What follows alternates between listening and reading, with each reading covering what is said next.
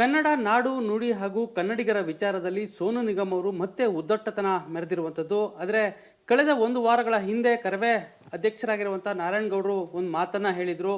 ಕನ್ನಡಿಗರಿಗೆ ಈಗಲಾದರೂ ಕ್ಷಮೆ ಕೇಳಿ ಅನ್ನುವಂಥ ಒಂದು ಎಚ್ಚರಿಕೆಯನ್ನು ಸೋನು ನಿಗಮ್ ಅವರಿಗೆ ಕೊಟ್ಟಿದ್ರು. ಇದು ಕೊಟ್ಟಾದ ನಂತರ ಕೂಡ ಇನ್ನೂ ಅತಿಯಾಗಿ ಸೋನು ನಿಗಮ್ ಅವರು ಮಾಡ್ಕೊಂಡಿರುವಂಥದ್ದು. ಮತ್ತೆ ಅದನ್ನ ಸೋಷಿಯಲ್ ಮೀಡಿಯಾದಲ್ಲಿ ಒಂದು ಹೇಳಿಕೆಯನ್ನ ಕೊಟ್ಟು ಒಂದು ಉದ್ದಟತನವನ್ನ ಮೆರೆದಿರುವಂಥದ್ದು. ಹೀಗಾಗಿ ಸೋನು ನಿಗಮ್ ಅವರ ಮೇಲೆ ಕಠಿಣವಾದಂತಹ ಕ್ರಮವನ್ನು ತೆಗೆದುಕೊಳ್ಳಬೇಕು, ಜೊತೆಗೆ ಅವ್ರನ್ನ ಬಂಧಿಸಬೇಕು ಅನ್ನುವಂಥ ಒಂದು ಒತ್ತಾಯವನ್ನ ಮುಂದಿಟ್ಕೊಂಡು ಇವತ್ತು ಫ್ರೀಡಂ ಪಾರ್ಕ್ನಲ್ಲಿ ಪ್ರತಿಭಟನೆಯನ್ನ ನಡೆಸ್ತಾ ಇದ್ದಾರೆ. ನಮ್ಮ ಜೊತೆಗೆ ಮಾತನಾಡೋದಕ್ಕೆ ಕರವೇ ಅಧ್ಯಕ್ಷರಾಗಿರುವಂತಹ ನಾರಾಯಣಗೌಡರು ಇದ್ದಾರೆ. ಬನ್ನಿ ಏನ್ ಹೇಳ್ತಾರೆ ಕೇಳೋಣ. ಸರ್, ಈಗ ಕಳೆದ ಒಂದು ವಾರದಿಂದ ನೀವು ಸ್ಟೇಟ್ಮೆಂಟ್ ಅನ್ನ ಮಾಡಿದ್ರಿ. ಈಗ ಮತ್ತೆ ಕೂಡ ಅವರು ನೀವು ಮಾಡಿದ ನಂತರ ಮತ್ತೆ ಅವರು ಸೋಷಿಯಲ್ ಮೀಡಿಯಾದಲ್ಲಿ ತಮ್ಮ ಹೇಳಿಕೆಯನ್ನು ಹರಿಬಿಟ್ಟಿರುವಂಥದ್ದು. ಮತ್ತೆ ಎಲ್ಲೋ ಒಂದ್ ಕಡೆ ಉದ್ದಟತನವಾಗಿ ಕನ್ನಡ ಭಾಷೆ ಬಗ್ಗೆ ಅವರು ಹೇಳಿಕೆಯನ್ನು ಕೊಟ್ಟಿರುವಂಥದ್ದು. ನಿಮ್ಮ ಡಿಮ್ಯಾಂಡ್ ಏನಿದೆ? ನೋಡಿ, ಮನುಷ್ಯ ತಪ್ಪು ಮಾಡೋದು ಸಹಜ. ಅದನ್ನು ತಿದ್ದುಕೊಂಡು ತಪ್ಪನ್ನು ತಿದ್ದಿ ನಡೆಯೋದು ಇದೆಯಲ್ಲ, ಅದು ನಿಜವಾದ ಧರ್ಮ ಅಂತ ಅಂದ್ಕೊಂಡಿದ್ದೀನಿ.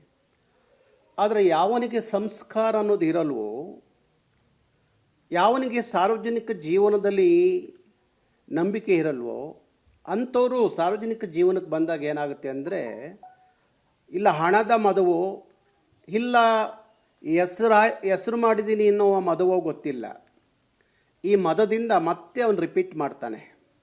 ಮತ್ತೆ ಆಗಿದ್ದ ತಪ್ಪಿಗೆ ಕ್ಷಮೆ ಯೋಚಿಸದೆ, ಇಲ್ಲ ನಾನು ಆ ಥರದ್ದು ಹೇಳಿದ್ದು ಎಲ್ಲ ಕನ್ನಡಿಗರಿಗಲ್ಲ, ಅಲ್ಲಿದ್ದಂಥ 4-5 ಜನ ಗೂಂಡಾಗಳು ಅವರಿಗೆ ಹೇಳಿದೆ ಅಂತ. ಈ ನೆಲದ ಒಬ್ಬ ಮಗನಿಗೂ ಅದು ಹೇಳಿದ್ರೆ ಅದು ಅಪರಾಧವೇ, ತಪ್ಪುವೆ. ಆಮೇಲೆ ಆ ಘಟನೆಗೆ ಕಾಶ್ಮೀರದ ಘಟನೆಯನ್ನು, ಕಾಶ್ಮೀರದ ಭಯೋತ್ಪಾದನೆಯನ್ನು ಲಿಂಕ್ ಮಾಡೋದಿದೆಯಲ್ಲ, ಜೋಡಿಸೋದಿದೆಯಲ್ಲ, ಯಾರೋ ಹುಚ್ಚರು ಆ ಥರದ್ದು ಹೇಳಬೇಕು. ಅವನಿಗೆ ಸರಿಯಾದ ಜ್ಞಾನ ಇದ್ದಿದ್ದರೆ, ಯಾರೋ ಈ ರಸ್ತೆಯಲ್ಲಿ ಯಾರೋ ಒಬ್ಬ ಸಣ್ಣ ಹುಡುಗನೂ ಸಹ ಆ ಥರದ ವಿಚಾರಗಳಲ್ಲಿ ಯೋಚನೆ ಮಾಡ್ತಾನೆ. ಅಲ್ಲಿ ಕನ್ನಡ ಆಡಿ ಅಂತ ಕೂಗುವಂಥ ಮಕ್ಕಳು, ಕನ್ನಡದ ಮಕ್ಕಳು, ಅದನ್ನು ಕಾಶ್ಮೀರದ ಘಟನೆಗೆ ಲಿಂಕ್ ಮಾಡುವ ಈ ದುರಹಂಕಾರಿಗೆ ಕಾನೂನಿನ ಪಾಠ ಹೇಳ್ಕೊಡದೆ ಹೋದರೆ ಭಾರಿ ಕಷ್ಟ ಆಗುತ್ತೆ. ಯಾಕೆಂದರೆ ಇವತ್ತು ಭಾಷೆ ಅನ್ನೋದು ಒಂದು ಭಾವನಾತ್ಮಕವಾದಂಥ ವಿಚಾರ.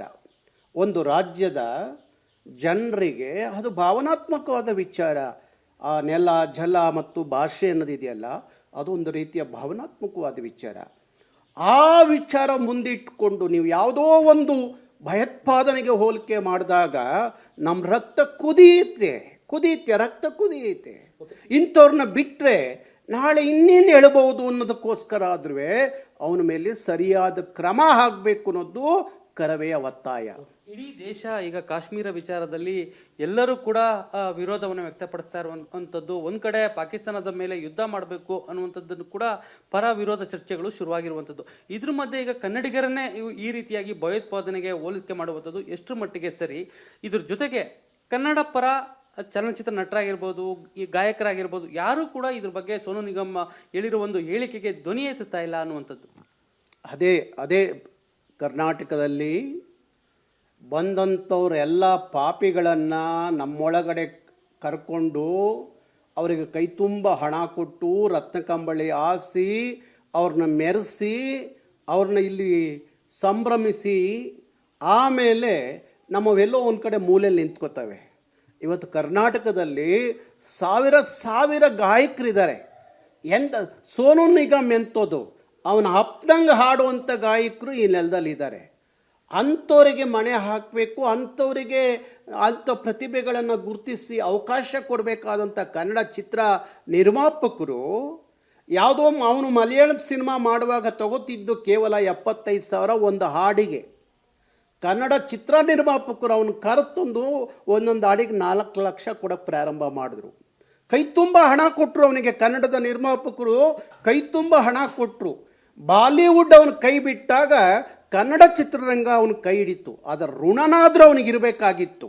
ಆ ಋಣ ಇಲ್ಲ ಒಂದು ಕಡೆ ಅವನು, ಇನ್ನೊಂದು ಕಡೆ ನಮ್ಮ ನಿರ್ಮಾಪಕರು, ನಮ್ಮ ಸಿನಿಮಾದವರು, ನಮ್ಮ ನಟರು ಅಂಥದ್ದನ್ನ ಭಾಷೆ ವಿಚಾರದಲ್ಲಿ ಮಾತಾಡಿದಾಗ ಕನ್ನಡದ ವಿಚಾರದಲ್ಲಿ ಮಾತಾಡಿದಾಗ ಆಗಿರಬೇಕಾದಂಥ ನಮ್ಮ ನಟರು, ನಟಿಯರು, ನಿರ್ಮಾಪಕರು, ನಿರ್ದೇಶಕರು ಇವರೆಲ್ಲ ತಕ್ಷಣ ಪ್ರತಿಕ್ರಿಯೆ ನೀಡಬೇಕಾಗಿತ್ತು, ಅವನಿಗೆ ಉತ್ತರ ಕೊಡಬೇಕಾಗಿತ್ತು. ನಿನ್ನ ಬೆಳೆಸಿದ್ದು ಕನ್ನಡದ ನಿರ್ಮಾಪಕರು, ನಾವು ಕೈ ತುಂಬ ಹಣ ಕೊಟ್ಟರು, ನೀನು ಗಹಂಚಲಿ ಈ ಥರದ್ದು ಕನ್ನಡದ ಬಗ್ಗೆ ಮಾತಾಡ್ತೀಯ ಅಂದರೆ ನೀನು ತಕ್ಷಣ ಕ್ಷಮೆ ಕೇಳಬೇಕು ಅಂತ ಮಾತಾಡಬೇಕಾಯಿತು. ಅದೇನೋ ಗೊತ್ತಿಲ್ಲ, ಕರ್ನಾಟಕ, ಕನ್ನಡಿಗ, ಕನ್ನಡ ಅಂದಾಗ ಈ ಸಿನಿಮಾದವರು ಮಾತಾಡೋದು ಯಾಕೋ ಮಾತಾಡೋದಿಲ್ಲ. ಇಂಥವ್ರಿಗೆ ನಮಗೊಂದು ಸಲ ಇವ್ರನ್ನ ಬೆಂಬಲಿಸ್ಬೇಕಂತ ನನಗೆಲ್ಲೋ ಒಂದು ಕಡೆ ಮಾನಸಿಕವಾಗಿ ಕಾಡುತ್ತೆ. ಯಾಕೆಂದರೆ ಇವ್ರಿಗೆ ಯಾವ ಅಭಿಮಾನನೂ ಕಾಳಜಿನೂ ಇಲ್ಲದೆ ಇದ್ದಾಗ ಇವ್ರು ಕಟ್ಕೊಂಡು ನಾವು ಏನು ಮಾಡಬೇಕು, ಅದಕ್ಕೆ ನಾನು ಜಾಸ್ತಿ ಕನ್ನಡ ಚಿತ್ರರಂಗದ ಬಗ್ಗೆ ಮಾತಾಡೋಕ್ಕೆ ಹೋಗೋದಿಲ್ಲ. ಹಾಗಾಗಿ ಈಗಲಾದರೂ ಹೇಳ್ತಾ ಇದ್ದೀನಿ, ಕನ್ನಡ ಚಿತ್ರರಂಗದವರಿಗೆ ನೀವೆಲ್ಲ ಎಲ್ಲ ಪ್ರಕಾರಗಳಲ್ಲಿರುವಂಥ ಕನ್ನಡದ ಮನಸ್ಸುಗಳೇನಿದ್ದೀರಿ, ನೀವು ಮಾತಾಡಬೇಕು. ಕನ್ನಡದ ಬಗ್ಗೆ, ಕರ್ನಾಟಕದ ಬಗ್ಗೆ ಯಾವನಾದರೂ ವಿರುದ್ಧವಾಗಿ ಧ್ವನಿ ಹತ್ತಿರ ಅವನ ಧ್ವನಿ ಹಲ್ಲೇ ಅಡಗಿಸ್ಲಿಕ್ಕೆ ಎಲ್ಲ ಕ್ಷೇತ್ರದ ಜನ ಮಾತಾಡಬೇಕು. ಈಗ ಕನ್ನಡ ಸಿನಿಮಾ ನಟ ನಟಿಯರಿಗೆ ಮತ್ತು ನಿರ್ಮಾಪಕರಿಗೆ, ಗಾಯಕರುಗಳಿಗೆ ಇವ್ರನ್ನ ಹೊರ ರಾಜ್ಯದಿಂದ ಪರಭಾಷಿಗರನ್ನ ಕರೆತಂದು, ಅದರಲ್ಲೂ ಸೋನು ನಿಗಮ್ ಅವ್ರನ್ನ ಕರೆತಂದು ಆಡಿಸ್ತಾ ಇದ್ರು. ಇನ್ನು ಮುಂದೆ ಅಂಥವ್ರಿಗೆ ಏನು ಎಚ್ಚರಿಕೆ ಕೊಡ್ತೀರಾ? ಅವ್ರನ್ನ ಕರ್ನಾಟಕದಲ್ಲಿ ಬ್ಯಾನ್ ಮಾಡಬೇಕು ಅಂತೀರಾ? ಹೌದು, ಕನ್ನಡ ಚಿತ್ರ ನಿರ್ಮಾಪಕರಿಗೆ ನಾನು ನೇರವಾಗಿ ಹೇಳ್ತೀನಿ, ಕನ್ನಡ ಸಂಗೀತ ನಿರ್ದೇಶಕರಿಗೆ ನೇರವಾಗಿ ಹೇಳ್ತೀನಿ, ಇಂಥ ಅಯೋಗ್ಯರನ್ನೆಲ್ಲ ಕರೆತಂದು ಕರ್ನಾಟಕದಲ್ಲಿ ಕನ್ನಡಿಗರಿಗೆ, ಕನ್ನಡಕ್ಕೆ ಅವಮಾನ ಮಾಡಿದ್ರೆ ಅದನ್ನು ನಾವು ಸಹಿಸ್ಕೊಳ್ಳೋದಿಲ್ಲ. ಇನ್ನು ಯಾವುದೇ ಸೋನು ನಿಗಮ್ನ ಯಾವುದೇ ಕನ್ನಡ ಚಿತ್ರಗಳಲ್ಲಿ ನಿರ್ಮಾಪಕರು ಅವನ ಕೈಲಿ ಹಾಡಿಸೋದನ್ನ ತಕ್ಷಣ ನಿಲ್ಲಿಸ್ಬೇಕು. ಇಲ್ಲ ಅಂದ್ರೆ ನೀವೇನಾದರೂ ಅವನ್ನ ತಂದು ಮತ್ತೆ ಆಡಿಸೋದಾಗ್ಲಿ ಮಾಡಿದ್ರೆ ಅದು ಕನ್ನಡ ಸಿನಿಮಾ ಅನ್ನೋದು ನೋಡದೆ ನಿಮ್ಮ ಸಿನಿಮಾಗಳು ಇಲ್ಲಿ ನಡೀಲಿಕ್ಕೆ ಕರ್ನಾಟಕ ರಕ್ಷಣಾ ವೇದಿಕೆ ಬಿಡಲ್ಲ ಅನ್ನೋ ಮಾತನ್ನ ನಿರ್ಮಾಪಕರಿಗೆ ನಾನು ನೇರವಾಗಿ ಹೇಳ್ತೀನಿ. ಹಾಗೆ ಸಂಗೀತ ನಿರ್ದೇಶಕರು ಅಷ್ಟೇ, ನಮಗೆ ನಿಮ್ಮ ಮೇಲೆ ಪ್ರೀತಿ ಇದೆ, ನೀವೇನಾದರೂ ಅವನ್ನ ತೊಗೊಂಬಂದು ಇಲ್ಲಿ ಸಂಗೀತ ಮಾಡಿ ಅವನ ಕೈಲಿ ಹಾಡಿಸ್ತೀರಿ, ನಿಮಗೂ ಅಷ್ಟೇ ನಿಮ್ಮ ಮನೆಗಳಿಗೆ ನುಗ್ಗ್ತೀವಿ. ಅದು ಆಗೋದು ಬೇಡ. ಅಂದರೆ ಸೋನು ನಿಗಮ್ ಏನೋ ಅವನ ಅಪ್ಪಣಂಗೆ ಹಾಡೋರು ಕನ್ನಡದ ಮಕ್ಕಳಿದ್ದಾರೆ ಇವತ್ತು, ಗಾಯಕರು, ಅವ್ರನ್ನ ಬಳಸ್ಕೊಳ್ಳಿ.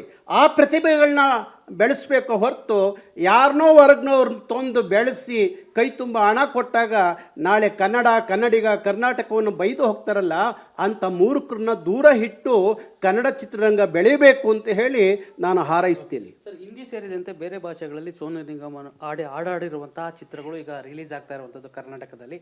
ಆ ಚಿತ್ರಗಳಿಗೆ ನೀವೇನು ಅದಕ್ಕೆ ವಿರೋಧ ಮಾಡ್ತೀರಾ? ನೋಡಿ, ಇಲ್ಲಿವರೆಗೂ ಏನು ಹಾಡಿದರೆ ಕನ್ನಡದಲ್ಲಿ ಸೋನು ನಿಗಮ್ ಇಲ್ಲಿವರೆಗೂ ಹಾಡಿದರೆ ಆ ಕನ್ನಡ ಸಿನಿಮಾಗಳಿಗೆ ನಾವು ರಿಯಾಯಿತಿ ಕೊಡ್ತೀವಿ. ಯಾಕೆಂದರೆ ಕನ್ನಡ ಸಿನಿಮಾಗಳಿಗೆ ಮಾತ್ರ ರಿಯಾಯಿತಿ ಕೊಡ್ತೀವಿ. ಆದರೆ ಬೇರೆ ಭಾಷೆಗಳಲ್ಲಿ ಅವನು ಹಾಡಿರೋ ಸಿನಿಮಾಗಳೇನಾರು ಬಂದರೆ ಆ ಸಿನಿಮಾಗಳು ಇಲ್ಲಿ ಕರ್ನಾಟಕದಲ್ಲಿ ನಡೀಲಿಕ್ಕೆ ಕರ್ನಾಟಕ ರಕ್ಷಣಾ ವೇದಿಕೆ ಬಿಡಲ್ಲ ಅಂತ ನೇರವಾಗಿ ಹೇಳ್ತೀನಿ. ಇದಿಷ್ಟು ಕರವೇ ಅಧ್ಯಕ್ಷರಾಗಿರುವಂಥ ನಾರಾಯಣಗೌಡರ ಮಾತು. ಏನಂತಂದರೆ, ಈ ಒಂದು ವಿಚಾರವನ್ನು ಮುಂದಿಟ್ಕೊಂಡು ಇದನ್ನು ಬೆಳೆಸ್ತಾ ಹೋಗ್ತಾ ಇದ್ದಾರೆ. ಆದರೆ ಕ್ಷಮೆ ಕೇಳಿ ಅಂತ ನಾವು ಕಳೆದ ಒಂದು ವಾರದ ಹಿಂದೆನೇ ನಾವು ಸ್ಟೇಟ್ಮೆಂಟನ್ನು ಮಾಡಿದರೆ, ಆದರೆ ಇದುವರೆಗೂ ಕೂಡ ಕನ್ನಡಿಗರಿಗೆ ಕ್ಷಮೆಯನ್ನು ಕೇಳಿಲ್ಲ. ಇದ್ರ ಜೊತೆಗೆ ಕನ್ನಡ ಚಲನಚಿತ್ರ ನಟರಾಗಿರ್ಬೋದು, ನಿರ್ಮಾಪಕರಾಗಿರ್ಬೋದು, ಯಾರೂ ಕೂಡ ದನಿ ಎತ್ತಿಲ್ಲ ಅನ್ನುವಂಥದ್ದು ಕೂಡ ನಮಗೆ ಬೇಸರವನ್ನು ತರಿಸ್ತಾ ಇರುವಂಥದ್ದು. ಮುಂದಿನ ದಿನಗಳಲ್ಲಿ ಸೋನು ನಿಗಮ್ ಅವರ ಆಡಿರುವಂಥ ಚಿತ್ರಗಳು ಏನಾದರೂ ಕರ್ನಾಟಕದಲ್ಲಿ ರಿಲೀಸ್ ಆದರೆ ಅದಕ್ಕೆ ನಮ್ಮ ಸಂಪೂರ್ಣ ವಿರೋಧ ಇರುತ್ತೆ, ಅದನ್ನು ರಿಲೀಸ್ ಮಾಡೋದಕ್ಕೆ ಬಿಡೋದಿಲ್ಲ ಅನ್ನುವಂಥ ಒಂದು ಎಚ್ಚರಿಕೆಯನ್ನು ಕನ್ನಡ ಚಿತ್ರರಂಗಕ್ಕೂ ಕೂಡ ಕೊಡ್ತಾ ಇರುವಂಥದ್ದು. ಕ್ಯಾಮ್ರಾ ಪರ್ಸನ್ ಶಿವಕುಮಾರ್ ಜೊತೆ ನಂದೀಶ್ ಮಲ್ಲೇನಹಳ್ಳಿ, ಏಷ್ಯಾನೆಟ್ ಸುವರ್ಣ ನ್ಯೂಸ್, ಬೆಂಗಳೂರು.